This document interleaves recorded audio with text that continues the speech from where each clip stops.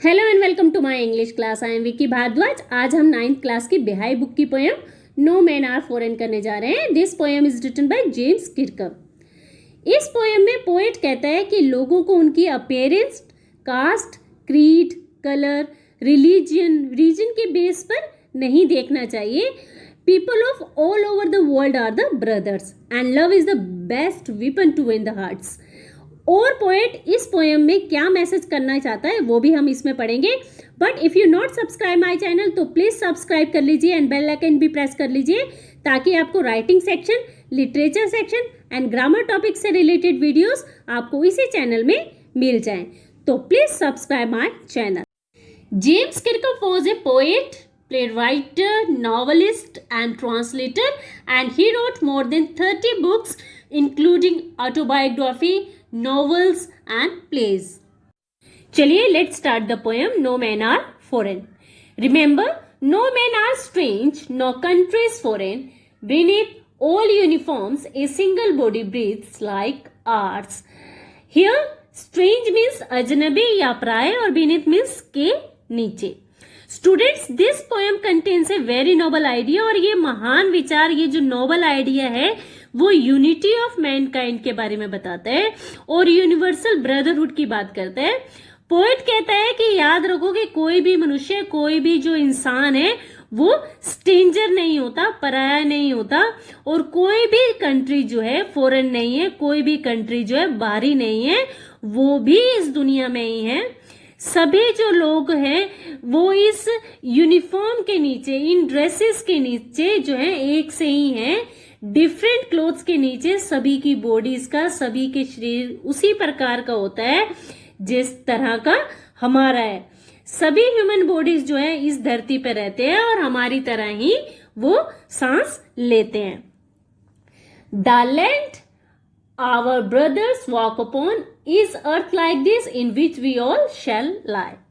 Poet आगे कहता है कि इस धरती पर, इस लैंड पर रहने वाले जो सभी जो लोग हैं सभी भाई भाई हैं, क्योंकि हम सभी जो हैं इस धरती पर चलते फिरते रहते हैं। But we have divided into different countries. हम सब जो है इस धरती के नीचे पड़े होंगे जब हम मरे होंगे, यानी हम सब के मर जाने के बाद हम सब जो है मिट्टी में मिल जाएंगे, हमें इसी धरती में दफना दिया जाएगा। इस तरह पोएट इस स्ट्रेंजर में कहता है कि that will live on the same land, और जब समय आएगा तो हम सभी जो है इस धरती में मिल जाएंगे, हम सभी जो है इस धरती में दफन हो जाएंगे। In next stanza, they too are aware of sun and air and water are fed by peacefully harvest by war's long winter starved.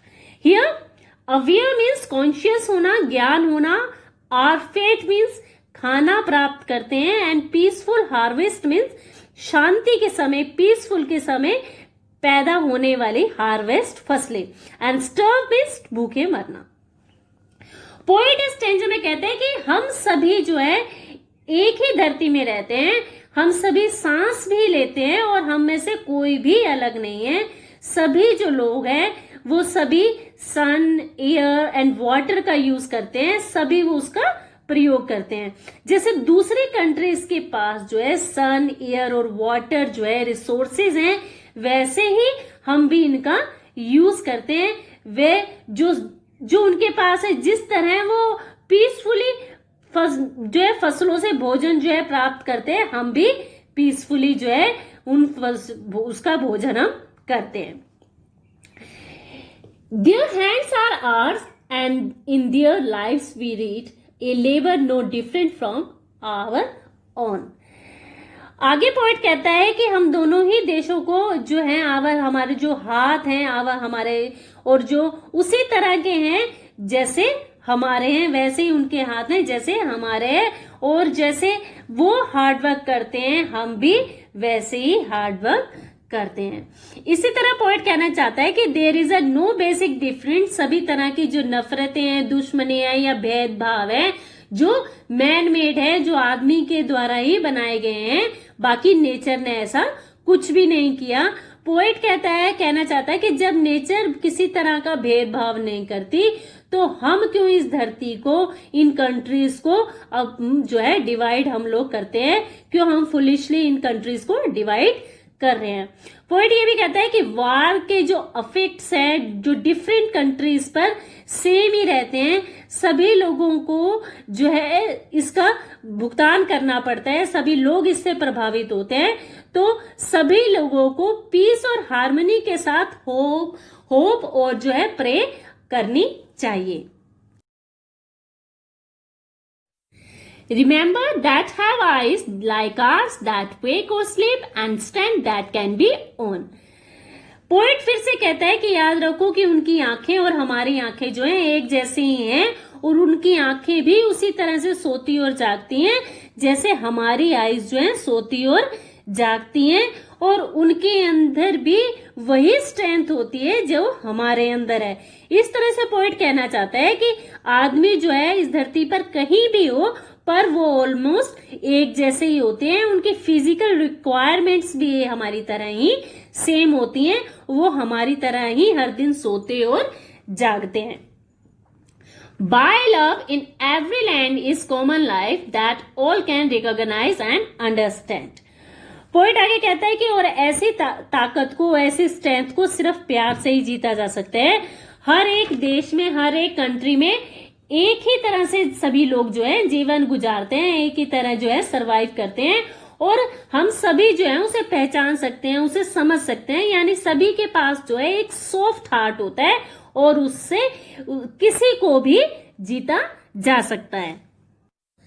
Let us remember whenever we are told to hate our brothers, it is ourselves that we shall dispose, betray, condemn.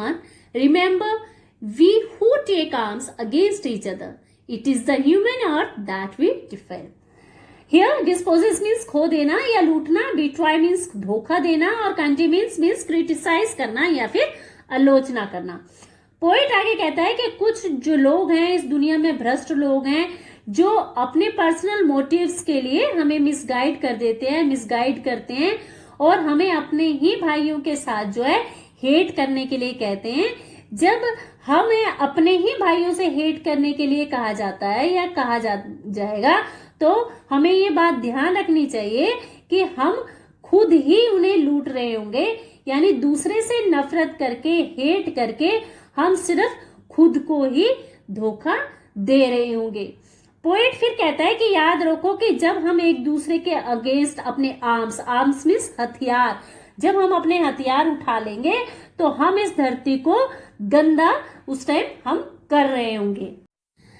Our heads of fire and dust outrage the innocence of air that is everywhere our own. Remember, no men are foreign and no countries strange. Outrage means नष्ट करना and innocence means शुद्धता, purity.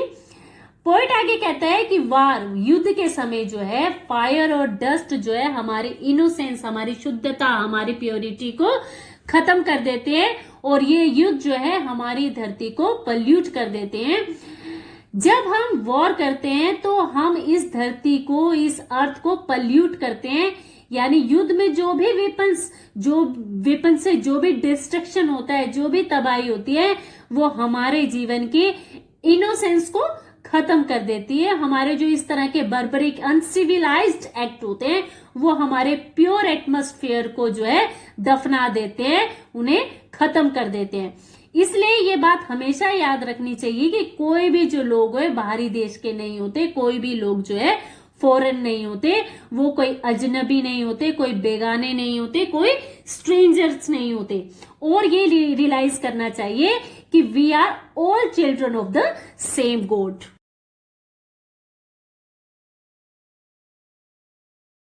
अब मैं आपको बताऊंगी कि इस poem में नो मैन आर फॉरेन में कौन कौन से पोएटिक डिवाइसेस का यूज हुआ है। First poetic device is use, that is alliterations. Alliterations का मतलब होता है जब कोई group of words begin with the same consonant sound. जैसे सेकेंड लाइन में ए सिंगल बॉडी ब्रीथ्स, यहाँ पर बी साउंड जो है रिपीट हुआ है बॉडी और ब्रीथ्स में, इसलिए यहाँ पर अलिट्रेशंस डिवाइस का यूज हुआ है। Second poetic device is use, that is metaphor. Metaphor means जब कोई टू थिंग्स एक दूसरे से बिल्कुल डिफरेंट हो बट फिर भी उनके जो गुण होते हैं, उनके जो ट्रेट्स होते हैं, उन गुणों के बेसिस पर, उन ट्रेट्स के बेसिस पर उनकी आपस में तुलना की जाती है, कंपेयर किया जाता है. जैसे beneath all uniforms a single body breathes. यहाँ पर uniform basically stand for the militaries, जो हर एक कंट्री की अलग अलग है. हर कंट्री की यूनिफॉर्म का कलर, डिज़ाइन और शेप डिफरेंट है, बट फिर भी इसे हर जगह पहना जाता है. Wars long winter stuffed. Starvation means भूखमरी. अनप्रोडक्टिव एंड हार्श विंटर को यहाँ पर डिस्क्राइब किया गया और यही कंडीशन जो है वार में होती है, यानी दोनों ही कंडीशंस में लीड्स टू अल्टीमेट डिस्ट्रक्शन. यहाँ पर वार और विंटर का आपस में कंपैरिजन किया गया है. Next poetic device is repetition. Repetition device means जब पोएट वर्ड्स को, लाइंस को या फ्रेजेस को दोबारा से अगेन एंड अगेन आइडिया को क्लियर करने के लिए यूज़ करे या ज़्यादा मेमोरेबल बनाने के लिए यूज़ करे, तो वहाँ पर रेपिटिशन डिवाइस का यूज़ किया जाता है. पोएट अपनी बात को जोर देने के लिए बार बार जो है रिमेंबर वर्ड का यूज़ कर रहा है, और फिर पोएट जो है no man are foreign blind का भी यूज़ कर रहा है. This repetition emphasise the core message of the oneness of the mankind. इसलिए क्योंकि बार बार जो है इन वर्ड्स का यूज़ हो रहा है, इसलिए यहाँ पर रेपिटेशन डिवाइस यूज़ हो रहा है. No man are foreign poem doesn't have any specific rhyme scheme. ये पोएम जो है फ्री वर्ड्स में लिखी गई है. आज हमने poem no man are foreign के बारे में पढ़ा. अपने नेक्स्ट वीडियो में आपसे फिर से कुछ और इंटरेस्टिंग टॉपिक्स पे बात होगी. Thank you students.